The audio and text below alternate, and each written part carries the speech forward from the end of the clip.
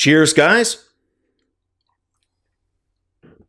Epix 911, welcome to the Monday, October 2nd, 2017 edition of VR News. A fantastic episode tonight. Can't wait to get started.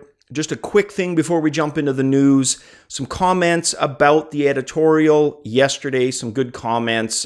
Yes, there's going to be more topical videos coming up and editorial style. Right now, all my energy, at least when it's not Valentine's week, we talked about that a few episodes. Her birthday today, so that ends in a few short hours, and I get back on the productivity train, starting with virtual reality A to Z. Cannot wait for that to get released. The other thing I just wanted to clarify was the Gap of Disillusionment. It's a marketing term, and it's not meant to describe those of us nut bars who already have a virtual reality unit. We're the trend buckers. We ponied up and purchased these units while everybody else was on the sidelines wondering what the hell to do, or with complete apathy, not doing anything. And that is what the Gap describes. It describes the industry for VR in general. It's basically aimed at those people. Why aren't they joining us? Why aren't they with us? Why is there not mass adoption for virtual reality? That is what the Gap of Disillusionment means, right? That trough. It's the other people, not us. We're already on board. So there you go. With that said, let's jump into the first story. The PlayStation VR headset, not the only HMD to get a slight redesign.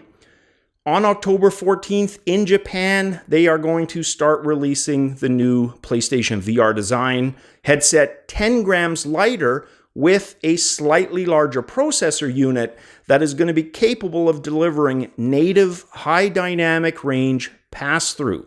Stereo headphone jack has been relocated, and the cables, very similar to the HTC Vive with its 3-in-1 replacement, well, the cables for the PlayStation VR replaced with new, slimmer alternatives. So not a major update, more of an iterative one, but still, if you were thinking of purchasing a PlayStation VR and you haven't yet, I would wait a few months more. Sony hasn't given us dates for the rest of the world, but they have said that those dates should follow shortly thereafter. So you wouldn't be waiting too long. And I think the features, while they're not major features, they're good enough, they're worth it to wait a month or two for. Absolutely. Next up, a tradition of video game consoles, a long-standing tradition of having consoles come bundled with games, also referred to as a pack-in game. The Atari 2600 had Combat, ColecoVision, Donkey Kong, Game Boy, Tetris, and so forth, right up to basically the 2000s. That was still something that was practiced. Well, HTC has made arrangements with Bethesda to pack in Fallout 4 VR. And of course, that title releases December 12th for $60 US. So if you purchase an HTC Vive bundle, you are going to get a redemption code that you can use when the game releases to download Fallout 4 for free. So $60 US value. Not bad, HTC, not bad at all. So when I was a kid, my parents had a few couples that they would hang out with. And that usually involved schlepping the kids over, if we were going to their house or vice versa. And I used to love when it was one couple, who I'm going to refer to by their real names because they're not watching this anyways, Bill and Pauline. Bill and Pauline were a very chillaxed, liberal couple. We're not going to get into any details. Suffice to say, what I loved about going over there was I had free reign and access to things that I would never have access to at home because my parents would relax by a factor of about 100 from their uptightness when they were there. And I was able to look at all kinds of cool comic books that their kid had. I was about 10. He was a young teen. But more importantly, horror movies. See, they used to watch horror movies. They were one of the few couples we knew that had a VHS. And let me tell you, when it was horror movies, I was all in. And there was one movie in particular, The Exorcist, That freaked me out so freaking bad. For 2 weeks, I would literally lay in bed shivering, and it would take me hours until even the adrenaline of fear wasn't enough to keep me awake. I'd fall asleep. Those 2 weeks, I must have got a handful of hours sleep maximum. Well, fast forward to today, and I've said this before, horror movies just don't do it for me anymore. Ever since playing Resident Evil 7 on the PlayStation VR, it seems like I'm numb to horror movies. They honestly just don't do anything anymore. Well, that may change because The Exorcist is coming to virtual reality. So what better way to mix in a classic movie with the new medium of virtual reality? And even better, just in time for Halloween. So The Exorcist, it's going to be released initially as 2 chapters out of an eventual 5. The entire series is going to be called The Exorcist Legion VR. The first 2 are titled Chapter 1, Chapel and Priest's Office, and Chapter 2, Hospital Office and Padded Cell.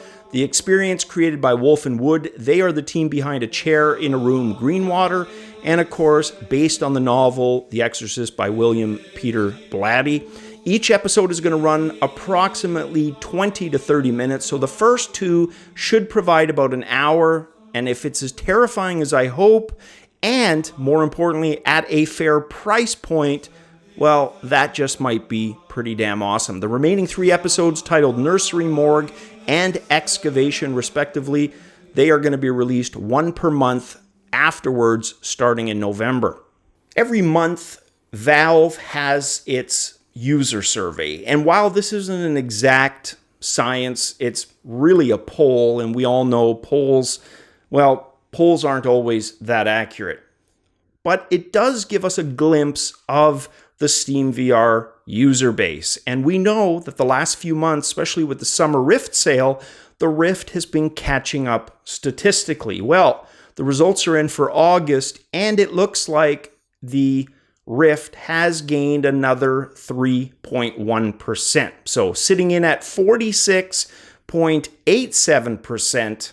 versus the Vive's 50.16%. So what do I think of the results? I think they're fantastic. I love both my Vive and the Rift. I think competition is a good thing, not a bad thing. And I think it shows that a lot of Rift users, probably not all of them, but a lot of them are completely comfortable getting their gaming VR not via Oculus Home, but getting it via the Steam VR platform. I know myself, I play some games on the Rift, usually when they're not available on Steam VR, but I tend to play them on Steam VR because I then also can use my Vive. A lot of games are crossover after all. So very, very cool.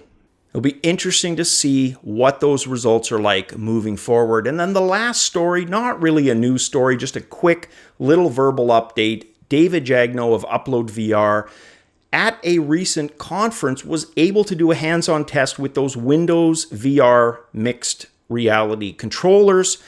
2 specific titles he got to try out, Superhot VR and Space Pirate Trainer. And he said of both, the tracking, the inside-out tracking worked marvelously. It worked fine. There were absolutely no issues. Now, I did ask him in the comment section of the video if he had an opportunity to turn around, and if so, what was the tracking like then? Because that's been the feedback that I've heard primarily, is that it's great when it's 180. If it's forward-facing, the controllers work great. Soon as there's any kind of occlusion, or you turn around, or your hands are in an area where you're not facing, that's when things get a little messy. So be interesting to see what it was like in those situations where he was turning around and the controller maybe lost sync with the HMD. That's what I'm interested in. When I find out, I'll share that with you guys. Other than that, that is it for the Monday edition. We will be back, guys, Tuesday, as always. Cheers.